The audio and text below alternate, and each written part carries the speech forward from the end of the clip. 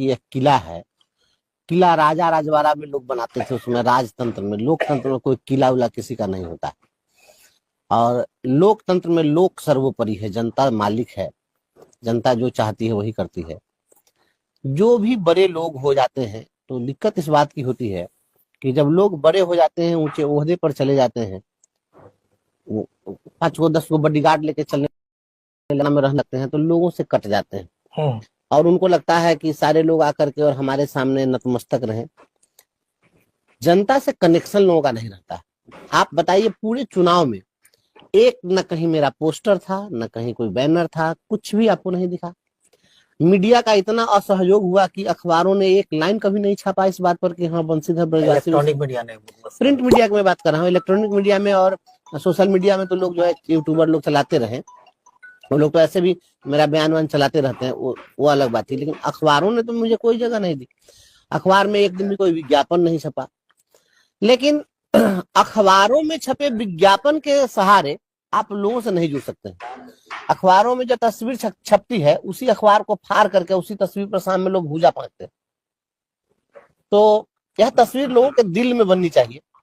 तिरहुत की जनता ने स्वीकार किया है कि बंशीधर ब्रजवासी हमारे बीच का है, हमारे घर का है, अपना है, हमारा दुख दर्द समझता है। और हकीकत भी यही है। मुझसे आप बात करेंगे तो मैं जमीन से लेकर के और आसमान तक सभी की मैं बात करता हूँ और सभी को मैं महसूस करता हूँ। हमारी जो वेशभूषा है, मेरा जो रहन सहन है, सब कुछ है एकदम जन सामान्य है। हम चूंकि सामान्य परिवार से आते हैं, हम सभी का दर्द समझते हैं। ये बड़े बड़े लोग जो होते हैं, बड़े लोगों से अब लोग कट रहे हैं। आप बड़े हैं तो हैं, आपसे समाज को क्या मिल रहा है, आप समाज को क्या दे पाते हैं, यह बहुत मुश्किल से होता है। देवेश बाबू हमारे अभिभावक तुल्य हैं, हम उनको बहुत सम्मान देते हैं। और देवेश बाबू व्यक्तिगत संबंधों को निभाते रहे हैं। मैं उनका एक मेरिट भी मैं बोलता हूँ। मैं राजनीति में बेबाक बोलता हूँ, किसी का जो मेरिट है उसको बोलना चाहिए। देवेश बाबू के पास में अगर कोई भी व्यक्ति जाता है और उनसे जुड़ा हुआ है तो व्यक्तिगत रूप से जहां तक होता है वो मदद करते रहे। लेकिन अगर राज्य हित की बात करें, सामाजिक मुद्दों की बात करें, सामाजिक जन सरोकार की बात करें, तो इन सभी चीजों पर वो कहीं फेल्योर रहे हैं, कहीं मुखर वो नहीं रहे। और हम जन सरोकार के मुद्दों पर हमेशा मुखर रहे हैं।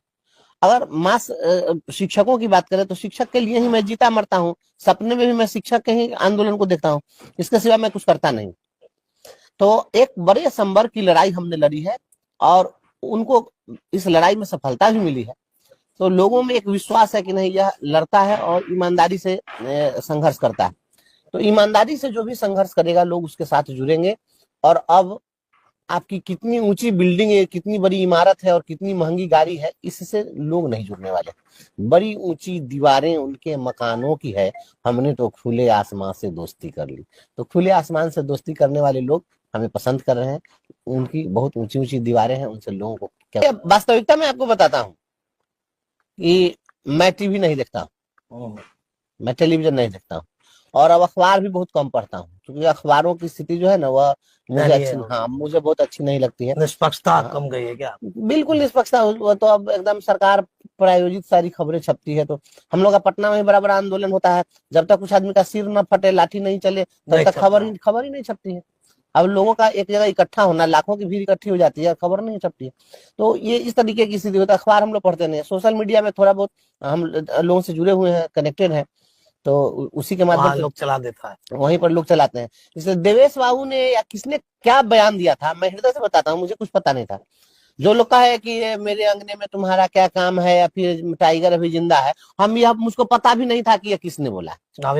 जैसे सत्तारूढ़ पार्टी के प्रत्याशी का नामांकन हुआ, उस दिन भी माननीय मुख्यमंत्री जी को छोड़ करके उनका पूरा कैबिनेट, उनके पार्टी के राष्ट्रीय अध्यक्ष से लेकर सारे लोग आ गए थे, पूरी सरकार थी। इसके बावजूद मैं ना अखबार में देखा और न ही किसी का मैं बयान सुना कि क्या हुआ। मैं अपने काम में लगा था, मैं सुन के क्या करता। वोट बना रहे थे, हम अपने काम में लगे हुए थे, हम दूसरे का ना सुनते हैं, हम अपना काम करते हैं, बात करते हैं, दूसरा क्या करेंगे। अरे वो लोग वही उतने घिसल पिटल बात करेंगे, उससे ज्यादा क्या करेंगे। कोई बात करे तब ना, नई बात तो कोई करेंगे नहीं। विपक्षी पार्टी का जिस दिन नामांकन था उस दिन भी कौन क्या बोले नहीं बोले हमको कुछ भी जानकारी नहीं थी। हम किसी के बारे में नहीं सोचते कौन क्या कर रहे हैं भाई, वो अपना कर रहे हैं। उनकी जितनी कौन क्या कर रहे हैं भाई, वो अपना कर रहे हैं। उनकी जितनी पकड़ है, पहुंच है, समझ है, बुझ है, जितना बड़ा सामर्थ्य है वो अपना करते हैं। मेरे पास में हम सामर्थ्यहीन लोग हैं। नहीं, एक ये जो सीटें थी, ये सीट खासकर राजद को जीतनी चाहिए थे। जिस तरह से वोट के समीकरण थे, वोट का बिखराव था, पार्ट बाई पार्ट पटे हुए थे, लेकिन बंशीधर ब्रजवासी ने परचम लहराया। ऐसा है कि देखिए, वो राजद को जीतना चाहिए या किसको जीतना चाहिए था, और क्या समीकरण था। समीकरण क्या होता है, हमें अगर कोई जातिवाद की बात करे, मैं संदेश भी देना चाहता हूँ आपके मीडिया चैनल के माध्यम से। कोई भी व्यक्ति, कितना भी करीबी व्यक्ति हो, और जिस समय वह आपसे जातिवाद की बात करे तो उससे आप दूरी बढ़ा लीजिए। कमजोर व्यक्ति का सबसे मजबूत हथकंडा जातिवाद लोग होगा। विधानसभा में अशोक चौधरी जी एमएलए बने, अभी सकरा के हैं। सकरा का तो कांटी में एमएलए बने थे, तो जिस जाति से आते हैं उनकी जाति का 2-4 हजार वोट है, तो कैसे बने एमएलए? बहुत कम से ऐसा नहीं है। वह किसी माध्यम से, हालांकि उनके पास में पैसा था, तो पैसा के बल पर लोगों से संबंध बनाए। जनसेवा में पैसा उन्होंने खर्च किया, समाज पर खर्च किया था उन्होंने। तो कहीं ना कहीं संबंध लोगों से, संपर्क स्थापित किया, लोगों के बीच वो गए। जितने भी कैंडिडेट है, किसी कैंडिडेट के पास में यह क्षमता है कि 54 को ब्लॉक में लोगों से कनेक्टिविटी हो जाए। 54 ब्लॉक है, जितना कैंडिडेट लोग थे अभी बैठा दीजिए मेरे सामने, और 54 ब्लॉक का खाली नाम बता दे लोग, तो जो कहिएगा हम मान लेंगे। ये 54 को ब्लॉक का नाम नहीं बता सकते, लेकिन हम जब शिक्षा मित्र की बहाली हुई थी, तब से हम पंचायत तक का आंकड़ा रखे हुए हैं कि किस पंचायत में हमारा कौन कार्य करता है। 1001 पंचायत शिक्षक संगठन वाले, शिक्षक संगठन, क्योंकि हम लड़ाई उनकी लड़ते रहे, तब किस पंचायत में कौन है, किस संकुल में कौन है, कहाँ क्या है, तो हमारे पास उसका एक खाता है, मेरे पास ब्लूप्रिंट है। दिग्गज जनता है, नेता कौन दिग्गज होता है? इंदिरा गांधी की सत्ता चली गई, इंदिरा गांधी प्रधानमंत्री थी, तो जनता जब एक बार करवट लेती है तो बड़े बड़े लोगों को धराशायी कर देती है, तो ये कौन बड़ी बात है? कभी लालू जी की तूती बोलती थी बिहार के अंदर में, आज सुशासन बाबू है, तो ये सब चीज चलता रहता है। जनता मालिक है, और जनता ही दिग्गज है। जनता जिसको चाह लेगी उसको रंग से राजा बना देगी, इसलिए जनता ना मालिक है। पढ़े लिखे लोगों का वोट है। अभी प्रतिदिन अभी हो रहा है, आपको पता है, अभी जो काउंटिंग हुई है, शिक्षकों की जीत हो गई है। अब शिक्षकों को प्रताड़ित किया जा रहा है, फिर एक नया दौर शुरू हो गया है। अब हर दिन कल से कह रहे हैं जब हम वीडियो कॉल करके देखेंगे कि आप क्या कर रहे हैं, तो सीसीटीवी कैमरा लगा ना दीजिए भाई, सब मास्टर के देह में कहीं को चिप फिट कर दीजिए, और जीपीएस सिस्टम लगा दीजिए, कहाँ हिल रहा है, कहाँ डुल रहा है, ऐसा कर दीजिए। अच्छा, ऐसा आज तक कभी देखे कहीं किसी कार्यालय में ऐसा हुआ? तो अब ये जो सोच रहे हैं कि हम कैमरा लगा के हर दिन वीडियो कॉल करके देखेंगे, तो शिक्षक तो पढ़ा ही ना, तो शिक्षक को क्या हो जाएगा उससे? लेकिन आपके प्रति क्या छवि बन रही है? विधानसभा में पता चल जाएगा सब। जो कर रहे हैं और तनका ज्यादा करिए, हम सलाह दे रहे हैं विपक्ष। हाँ, हम सलाह दे रहे हैं माननीय मुख्यमंत्री, तनका और बढ़िया से शिक्षक सबको और तनका तंग करिए। 2025 में आपको पता चल जाएगा कि कौन तंग कर रहा है, कौन क्या कर रहा है। अभी भी सबक लेना चाहिए था, यहाँ तो उल्टा ये सब काम कर रहा है ना। मैं माननीय मुख्यमंत्री जी को कहना चाहता हूँ, देखिए, बिहार के माननीय मुख्यमंत्री जी के इर्द गिर्द जो लोग रहते हैं, जो अधिकारी लोग हैं, हम दावे के साथ कहते हैं कि उनको लोग मिसगाइड करते हैं, और उनको गलत सलत बात उनको समझाते हैं। क्योंकि अब बताइए कि आप किसी को तंग करिए, हम ही आपको तंग करेंगे। आपको स्वाभाविक रूप से आप रिपोर्टिंग करने के लिए आइएगा, तो आपके जेहन में जो सवाल उपजेगा, जेहन में जो बातें होंगी, वह कोई आपको एकदम बाई फोर्स कहे कि नहीं ये सवाल पूछो, ऐसे करो, तो आप हमसे जब उसी तरीके से किसी के द्वारा गाइडेड होकर के सवाल पूछने आइएगा, तो उसमें नेचुरलिटी का कोई भाव होगा? नहीं होगा। तो आप किसी चीज को, शिक्षा एक ऐसा विषय है ना, वह भावनात्मक संबंध का चीज है। हम पढ़ा रहे हैं बच्चे को, और कोई प्रसंग मेरे जेहन में आ गया, उससे कोई रिलेवेंट है, तो हम उस प्रसंग को वहां पर बताएंगे। अब इसको आप तय कर दिए कि ना हम क्या पढ़ाएंगे, अब आप तय कर दिए कि हम कैसे पढ़ाएंगे। शिक्षा का संबंध देखिए, शिक्षा, प्रेम और आशीर्वाद, ये 3 चीज दबाव में नहीं लिया जा सकता है। ये तीनों स्वाभाविक चीज होता है। आप किसी को रिवॉल्वर भिड़ा के कहिए कि इसको चिरंजीवी होने का आशीर्वाद दे दीजिए, साफ साफ समझ लीजिए। किसी की ईमानदारी का मतलब यह नहीं होता है कि आप तानाशाह हो जाइए। अगर कोई तानाशाह हो जाए तो आप समझ लीजिए वह ईमानदार हो नहीं सकता। क्या करते हैं, वो बिहार के राजा हैं, मुख्यमंत्री हैं, बिहार के मुखिया हैं, हम उनकी बात हम नहीं कर रहे, हम जनरल बात कर रहे हैं। व्यक्तिगत रूप से वह सैडिस्टिक लोग हैं, किसी दूसरे व्यक्ति को दुखी देखकर, परेशान देखकर खुद आनंदित होने वाले लोग हैं। यह राक्षसी प्रवृत्ति है, यह इंसानी प्रवृत्ति नहीं है। देखिए, मैं बहुत सहृदयी लोग हूँ, किसी रोते हुए व्यक्ति को देख करके और मैं रो देता हूँ। आप अगर हम आपको हंसता हुआ देखेंगे तभी हम खुश होंगे। हमारे दरवाजे पर कोई आते हैं, अगर किसी को हम उदास देखते हैं तो हमको बहुत दुख होता है, हम उसको खुश करके हंस देते हैं, पूरा संबल देते हैं कि भाई हम आपके साथ हैं। और ऐसे ईमानदार हो गए भाई आप। मैं तो कह रहा हूँ वह व्यक्ति ईमानदार हो ही नहीं सकता है जो दूसरे के बहते हुए खून को देख करके और खुश हो जाए, वो ईमानदार व्यक्ति कैसे हो सकता है। तो चिल्ला चिल्ला के बोले तो आप देखें ना कि किस प्रकार से थाली घोटाला, बैग घोटाला, प्री फाइव स्ट्रक्चर घोटाला, समरसेबुल घोटाला, मरम्मती घोटाला, जितना घोटाला हुआ है, फर्जीवाड़ा किए हैं। तो जितना समरसेबुल है जाइए ना, तो पाठक जी के तो ईमानदारी का स्मारक हर स्कूल में आपको मिल जाएगा।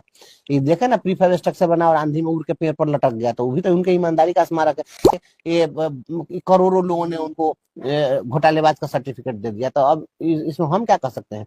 आज किसी का काम से पता चलता है ना कि कितने ईमानदार है, क्या है। आज शिक्षकों ने हम पर विश्वास जताया, कल हम उनके लिए नहीं लड़ेंगे, तो हमारे कह देने से आगे ना बड़ा ईमानदार आदमी है, मानना पड़ेगा ना। शिक्षक तो कहेंगे ही कि हाँ हमको आश्वासन दिया था, यो जाके चोर हो गया। पक्ष न विपक्ष सीधा निर्दलीय के रूप में। देखिए ऐसा है कि सत्ता या विपक्ष से मेरा कोई लेना देना नहीं, कोई लेना देना नहीं है। अगर सरकार अच्छा काम करती है मैं प्रशंसा करूंगा, विपक्ष अच्छा काम करता है मैं प्रशंसा करूंगा, और अगर मेरे आराध्य देव भी कुछ गलत करेंगे तो मैं उनका प्रतिकार करूंगा। मेरा दृष्टिकोण समालोचनात्मक होता है। देखिए, आलोचना या समालोचना मूल शब्द लोचन से बना हुआ है। लोचन आंख का पर्यायवाची शब्द है, मतलब देखना, दृष्टि, मतलब आप देखिए और उसको कहिए। तो आलोचना का मतलब होगा कि उसके नकारात्मक पक्षों को देखना आलोचना है। किसी में केवल और केवल कमी ही ढूंढिए, यह आलोचनात्मक है। और अगर आप उसके उभय पक्षों को देखते हैं कि अच्छी चीजों को भी आप अप्रिशिएट कर रहे हैं और बुरी चीजें हैं उसको भी उजागर कर रहे हैं, तो यह समालोचनात्मक दृष्टिकोण है। तो हम इन पक्ष और विपक्ष के बीच में समालोचनात्मक दृष्टिकोण रखेंगे। जो अच्छा करेंगे हम उनको, उनकी अच्छाई की प्रशंसा करेंगे। जहां मेरी असहमति होगी, मुझे लगेगा कि जनहित के विरुद्ध है, मैं वहां पर निश्चित रूप से उनकी आलोचना। अकेले हम तो बस ये अपना घर जला करके और ये मसाल लेकर चल पड़े हैं। जिनको पसंद आएगा, जिनको रास आएगा, हमारे साथ चलेंगे। मुझे बहुत कुछ इकट्ठा करने की कोई चाहत है नहीं कि हमको राजनीति के माध्यम से बहुत अकूत संपत्ति इकट्ठा करनी है, या कोई ऐसा कुछ पद प्रलोभन कुछ हमको है नहीं कि मंत्री मिनिस्टर बनना है। मैं किसी को न टाटा करता हूँ, न बाय बाय करता हूँ, न किसी से हाथ मिलाता हूँ, न मैं ये सब चीज नहीं। मेरा बस पार्टी के पास में आज के डेट में बिहार में कोई ऐसी पॉलिटिकल पार्टी नहीं है जो हमारे जैसे व्यक्ति को संभाल सके, हमारे व्यक्ति को, हमारे जैसे व्यक्ति के बेबाकी को बर्दाश्त कर सके। ऐसी कोई पॉलिटिकल पार्टी हो तो आप ही सुझाव दीजिएगा, हम अमल करेंगे। मैं कह रहा हूँ ना कि कोई बर्दाश्त अगर कर ले मुझको, हमको झेल लेने की अगर आपको लगे कि उसके पास सामर्थ्य है, तो उस पार्टी आप हमको सजेस्ट करिएगा कि झेल। मैं तो खोज रहा हूँ, मैं तो वेपर लाइट लेके खोज रहा हूँ कि ऐसा कोई मिले। बिहार में जो स्थिति बनी है, आज सत्ता में भारतीय जनता पार्टी है। भारतीय जनता पार्टी के लोगों ने बड़ा आंदोलन खड़ा किया था पटना में। देखिए, लोग भूल जाते हैं, बहुत दिन की बात नहीं है। भारतीय जनता पार्टी ने बड़ा आंदोलन किया शिक्षकों के पक्ष में। उस आंदोलन से पहले एक बैठक बुलाई गई थी, सम्राट चौधरी जी ने बैठक बुलाई थी, मैं उस बैठक में भी गया था। मैं गया था। और जब आंदोलन हुआ पटना में, उसमें उनके एक नेता विजय बाबू जहानाबाद के थे, उनके पार्टी के बड़े नेता थे, वो मर गए। के दौरान मर गए थे। नहीं, तो जिस पार्टी के कार्यकर्ता, जिस पार्टी के पदाधिकारी मर गए, और लाठीचार्ज जो हुआ, उस लाठीचार्ज में एक सम्राट चौधरी जी को छोड़कर सभी लोग दे दनादन इतना लाठीचार्ज शिकार हुए थे। ऐसा वैसा सिग्रीवाल साहब जैसे, बताइए, उनके पास इतनी सिक्योरिटी थी, इसके बावजूद उनको इतनी बुरी तरह से मारा था। पूरा वीडियो हम लोग देखे थे। और कुछ लोग जो एगो मैजिक टाइप की गाड़ी थी उसी पर सवार थे, वो लोग कुछ बच गए थे, नहीं तो इसमें सारे विधायक लोग मार खाए थे। तो ये लोग इतना पिटाए, इतना मार खाए, सब दवाई वाई खा खा के सब लोग के दर्द ठीक हुआ होगा। ये सब लोग जब भुला गए इस बात को, फिर अब वही जो है साथे। अच्छा, इन्हें हमारे विपक्ष में जो भी हैं हमारे माननीय नेता लोग, तो शिक्षा मंत्री जी थे आदरणीय चंद्रशेखर बाबू के आप्त सचिव के ही सचिवालय में घुसने पर रोक लगा दिया, और बेचारे को कोई समर्थन में पार्टी के लोग खड़ा नहीं हुआ। तो बताइए, जिस शिक्षा मंत्री को तो कोई मदद नहीं किया अपनी सरकार में, शिक्षा मंत्री बेचारा निरी परानी होकर के हट गया। तो अब हम जाएंगे वहां पर, तो हम तो और लड़ाकू आदमी है, तो हम जाएंगे, उसमें भिड़ेंगे, गलत पर बोलेंगे किसी पदाधिकारी को, तो हमारे साथ में कौन खड़ा होगा? कोई खड़ा होने की है क्षमता? ये लोग लाठी खा खा के देखे, आरजेडी वाले लोगों को भी जब विपक्ष में जब वो थे तो देखे उसी विधानसभा में मार लाठी के हाथ तोड़ दिया, पैर तोड़ दिया, कपाट फोड़ दिया, गमला फेंका फेंकी, मारा पीटी सब। तो ये लोग इतना जल्दी भुला जाते हैं या फिर तुरंत सब एक दूसरे के बहुत बहुत बड़ाई करने लग जाते हैं। भाई हमारा सही से काम नहीं होने वाला है, हमसे ही कैसे होगा? अच्छा, आपसे उम्मीद करते हैं कि हमसे ही होगा, हमसे ही नहीं होगा। हम बधाई लेकिन उस समय कई दलों के लोग दे रहे हैं, हम भी अभी कुछ देर से थे तो बधाई कई दलों मैं देखिए ऐसा है, मैं जो कुछ भी बोल रहा हूँ जो यथार्थ के धरातल पर है मैं वही बोल रहा हूँ। हमारे लिए माननीय मुख्यमंत्री जी भी प्रणम्य है, मैं उनको भी प्रणाम करता हूँ। आदरणीय तेजस्वी यादव जी हैं, हमारे भाई समान होंगे, हमसे उम्र में छोटे ही होंगे, मैं उनको भी नमस्कार करता हूँ। आदरणीय लालू जी को भी मैं प्रणाम करता हूँ। जो कम्युनिस्ट पार्टी के हमारे श्रद्धेय नेता लोग हैं, सभी लोगों को मैं सम्मान के दृष्टि से देखता हूँ। भारतीय जनता पार्टी में भी बहुत सारे हमारे नेता हैं, नीचे से लेकर टॉप तक के, उसमें से बहुत लोग मुझे जानते पहचानते हैं। मैं सभी लोगों को प्रणाम करता हूँ। राजनीति में सब लोग इन लोगों का अपना चलता रहता है। हमको राजनीतिक व्यक्ति के रूप में नहीं देखिए, हमको सामाजिक कार्यकर्ता बधाई जिन्होंने भी दी है, जिन लोगों ने बधाई दी है, मैं सभी लोगों का बधाई स्वीकार करता हूं। और आप सभी से यह हाथ जोड़ करके और यह ईश्वर से प्रार्थना करता हूं कि बस आप सभी का आशीर्वाद बना रहे, दिल से यह आशीर्वाद, सारे दल का आशीर्वाद, सभी लोग का आशीर्वाद मिले, हम सर्वदलीय रहे, यही चाहिए बस। हाँ, मुझे यही चाहिए, सभी लोग का स्नेह मिले। अच्छा, ये हम चुनाव में लड़े हैं तो उसमें आरजेडी के लोग हों, चाहे भाजपा के लोग हों, चाहे कम्युनिस्ट के लोग हों, मेरे संघर्ष के कारण सभी लोग पसंद किए हैं और सभी लोग वोट दिए हैं। मैं तो सभी लोगों को मैं प्रणाम करता हूँ और सभी लोगों को हृदय से आभार। वही सिकंदर तो हमारे